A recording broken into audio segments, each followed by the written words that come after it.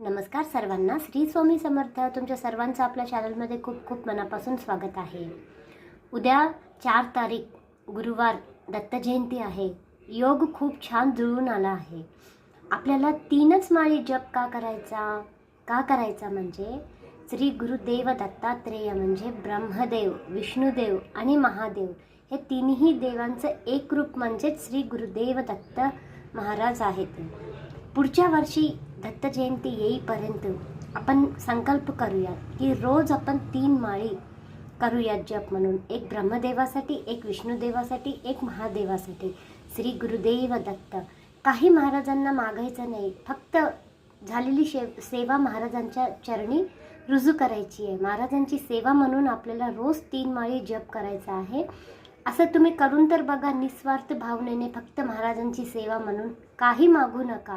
बघा, महाराज तुम्हाला कोणतीही गोष्ट कमी पडू देणार नाहीत. करून तर बघा तुम्ही सर्वांनी. श्री स्वामी समर्थ.